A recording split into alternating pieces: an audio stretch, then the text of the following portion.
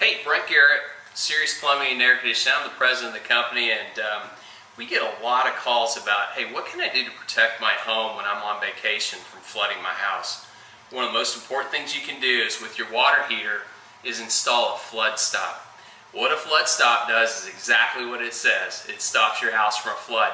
It's a really simple mechanism that can save tens of thousands of dollars in damage. Let's go over here and I'll show you what it looks like and how it works.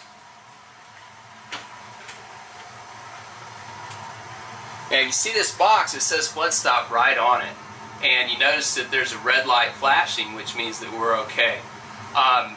What this flood stop does is it senses any water down here at the bottom. So if we have any water around this area, it makes a connection and starts this valve to turn and close off the water to the water heater itself.